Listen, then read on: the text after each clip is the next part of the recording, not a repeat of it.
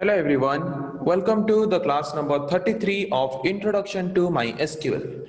In the last class we have discussed about column alias name and how can we sort by using this column alias name in ascending or descending order.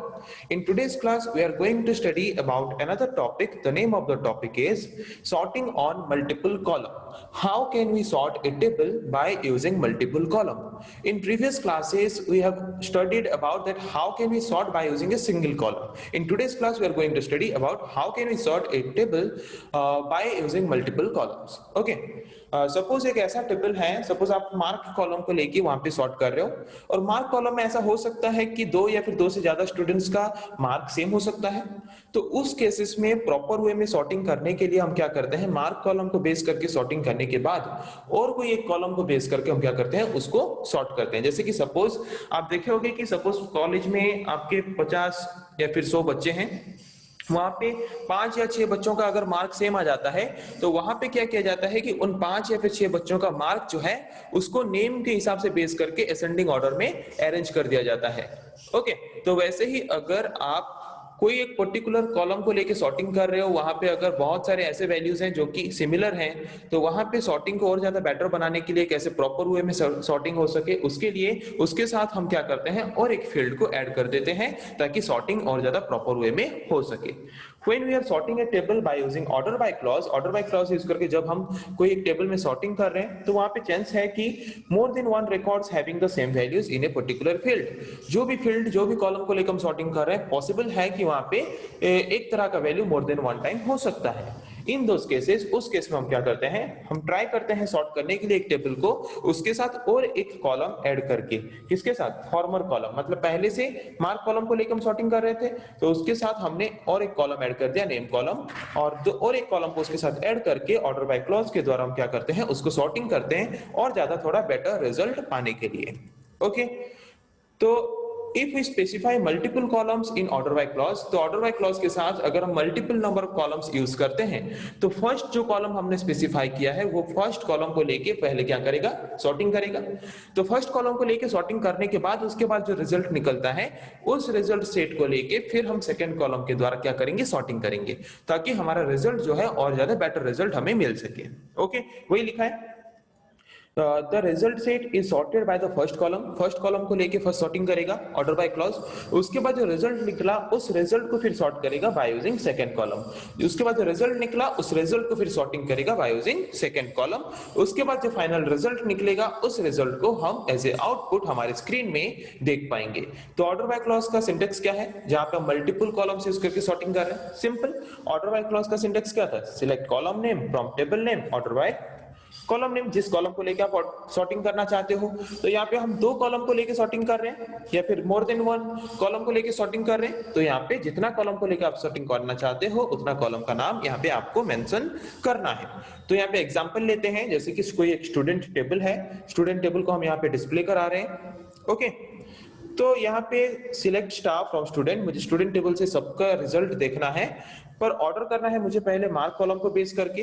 तो mark column को base करके मैंने यहाँ पे sorting किया तो मेरा क्या आएगा, 50 50 50 60 70। तो फर्स्ट 50 किसका है, राहुल। सेकंड 50 किसका है, सुनील। थर्ड 50 किसका है, चिन्मय। उसके बाद 60 किसका है, समीर। उसके बाद 70 किसका है, आकाश। तो यहाँ पे आप देख सकते हो कि पहले राहुल दिखा रहा है, फिर सुनील दिखा रहा है, फिर चिन्मय दिखा रहा है, जिन तीनों का मार्क 50 है। तो मैं चाहता हूं कि ये असेंडिंग ऑर्डर में दिखाए नेम को भी, मतलब एबीसीडी के हिसाब से, सीरियल के हिसाब से जैसे आता है वैसे सीरियल के हिसाब से नाम को दिखाए। तो यहाँ तो पहले इसने सॉर्टिंग कर दिया ऐसे, जहां पे पहले राहुल आता है, फिर सुनील आता है, फिर चिन्मय आता है। तो यहाँ पे हमने फिर से और एक कॉलम ऐड कर दिया, नेम कॉलम। तो नेम कॉलम जब हमने ऐड कर दिया तो वो क्या करेगा, उसको असेंडिंग ऑर्डर में अरेंज कर देगा। पहले दिखाएगा चिन्मय, फिर दिखाएगा राहुल, फिर दिखाएगा सुनील। यहाँ पे देख सकते हो, पहले दिखाएगा चिन्मय, फिर दिखाएगा राहुल, फिर दिखाएगा सुनील, उसके बाद समीर और आकाश। ओके, तो यहाँ पे हमने मार्क कॉलम को लेके पहले सॉर्टिंग किया, मार्क कॉलम को लेके सॉर्टिंग किया तो यहाँ पे जो तीनों का मार्क सेम था, तो यहाँ पे पहले जबकि राहुल था, फिर उसके बाद सुनील था, फिर उसके बाद चिन्मय था, तो ये एक प्रॉपर ऑर्डर में नहीं थे। तो यहाँ पे हमने फिर से और एक कॉलम के नाम को लेके फिर से हमने उसको सॉर्टिंग कर लिया। फिर से उसको हमने सॉर्टिंग कर लिया, फिर से उसको हमने जब सॉर्टिंग किया तो वो असेंडिंग ऑर्डर में यहाँ पे अरेंज हो गया है, जिसकी वजह से हमें और ज्यादा बेटर रिजल्ट मिल पा रहा है। तो वैसे ही अगर आप more than one column name लेके अगर ऑर्डर बाय क्लॉज के द्वारा सॉर्टिंग करना चाहते हो तो यहाँ पे आप आसानी से सॉर्टिंग कर सकते हो। ओके, उसके बाद नेक्स्ट टॉपिक आते हैं working with null values. Null values को लेके हम कैसे काम कर सकते हैं एक डाटाबेस के अंदर। तो इसके पहले हमें जानना पड़ेगा कि नल क्या है। Null means a value that is unavailable, unassigned, unknown or inapplicable. Null means nothing. Null means कोई भी एक वैल्यू नहीं, मतलब क्या है यहाँ पे हमें कुछ भी नहीं पता, उसको हम बोलते हैं नल वैल्यू। ये एक अनअवेलेबल वैल्यू है या फिर अनअसाइनेबल वैल्यू है, मतलब यहाँ पे कुछ वैल्यू है ही नहीं, वहां पे पूरा कंप्लीटली ब्लैंक है, उसको ही हम बोलते हैं null. Null is not same as zero और ए स्पेस और एनी अदर कैरेक्टर। नल मतलब ऐसा नहीं कि जीरो या फिर ब्लैंक स्पेस या फिर कुछ अदर स्पेस या फिर कोई स्पेशल कैरेक्टर अगर हम यूज करते हैं तो उसको हम नल नहीं बोलते। नल मतलब क्या?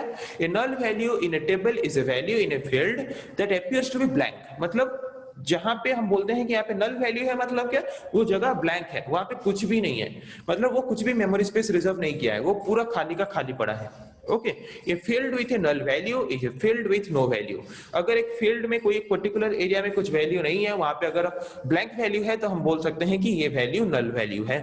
ओके, तो कोई भी एक पर्टिकुलर टेबल में सपोज नल वैल्यू है तो उस नल वैल्यू को कैसे हम सर्च कर सकते हैं, फाइंड कर सकते हैं कि कौन से रिकॉर्ड में नल वैल्यू है, हमें उस रिकॉर्ड्स को देखना है। तो उसको फाइंड करने के लिए हम यूज करते हैं एक स्पेशल कीवर्ड को जिसको हम बोलते हैं इज नल कीवर्ड। तो उसका एग्जांपल देखते हैं। सपोज एक कोर्स टेबल है, तो ये मार्क वाला कॉलम है, यहाँ पे मैंने कुछ भी वैल्यू नहीं लिया है, मतलब ये है हमारा नल वैल्यू।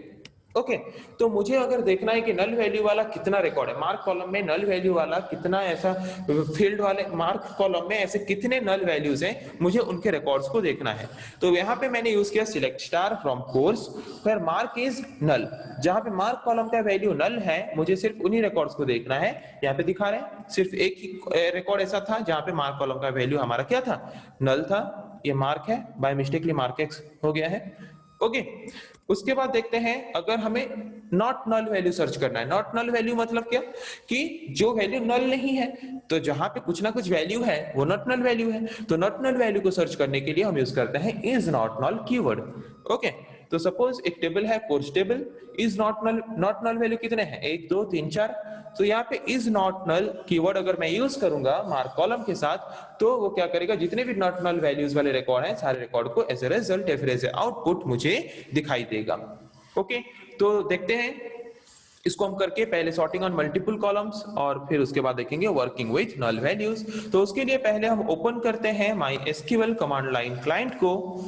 तो my SQL command line client open हो चुका है, तो वहां पे पासवर्ड प्रोवाइड कर देते हैं रूट। पासवर्ड प्रोवाइड कर दिया है, उसके बाद डाटाबेस को ओपन कर लेते हैं कॉलेज 1।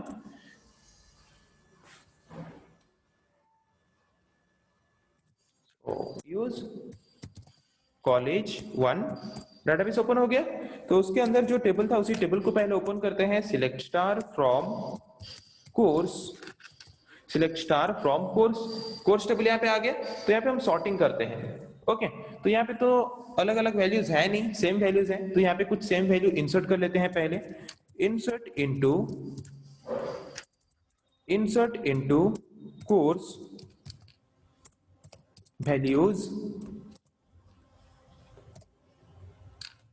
dd 4 520, उसके बाद कॉमर्स। ओके, और एक रिकॉर्ड यहाँ पे मैंने इंसर्ट, ओ कॉमा देना भूल गया। यहाँ पे थोड़ा सा मिस्टेक अगर करोगे तो एरर दिखा देगा, आपको फिर से करना पड़ेगा वो चीज।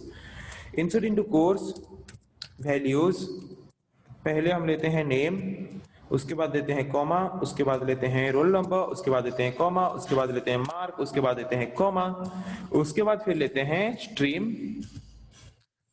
ओके, हो गया, तो इंसर्ट हो गया। अभी सिलेक्ट कमांड यूज करके देखते हैं इसको। Select star from student, sorry select star from course, आदत हो गया स्टूडेंट टेबल का। Select star from course. Okay, course table यहाँ पे आ गया। अभी इसको सॉर्टिंग करते हैं डिसेंडिंग ऑर्डर में। Select star from course order by mark, सिर्फ मार्क कॉलम को लेके यहाँ पे ऑर्डर करते हैं डिसेंडिंग ऑर्डर में, DESC। ओके, तो यहाँ पे डिसेंडिंग ऑर्डर में ऑर्डर हो गया। तो यहाँ पे मैं चाहता हूं कि मेरा जो नेम है ये नेम भी डिसेंडिंग ऑर्डर में हो। जो दोनों वैल्यूज का मार्क इतना है, यहाँ पे मैं चाहता हूं कि ये नेम जो है नेम भी डिसेंडिंग ऑर्डर में हो। ओके, तो वहां पे हम यूज कर सकते हैं, और एक कॉलम को सॉर्टिंग करने के लिए सिलेक्ट स्टार फ्रॉम कोर्स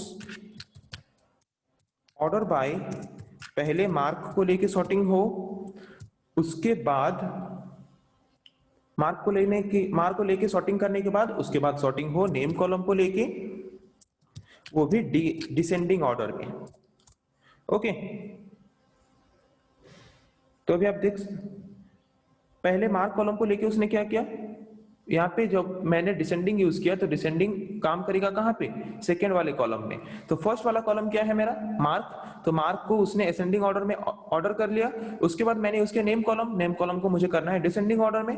तो यहाँ पे देख सकते हो पहले आ गया DD, फिर आया BB।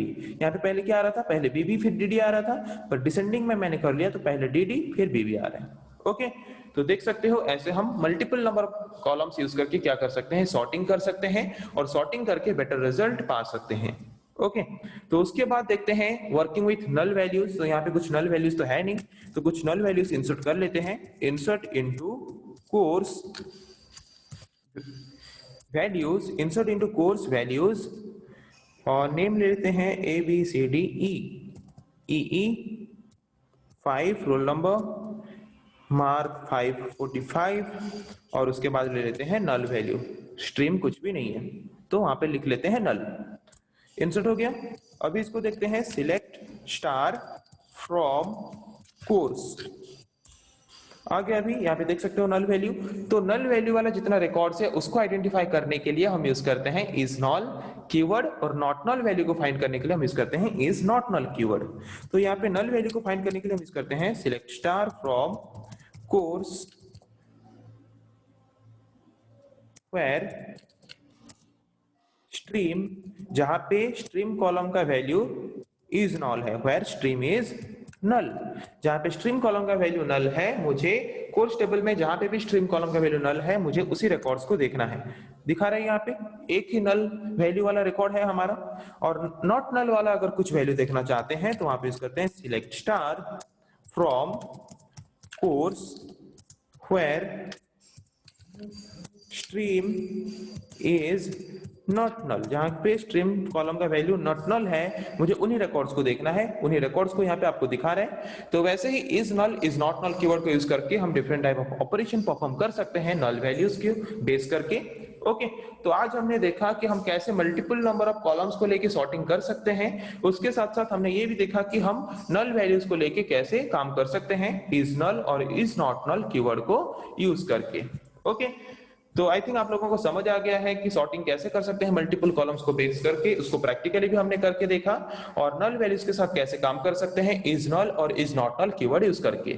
ओके, तो ये चैप्टर यहाँ पे आज एंड होता है, फिर नेक्स्ट चैप्टर हम शुरू करेंगे नेक्स्ट क्लासेस से। आज के लिए इतना ही, थैंक यू।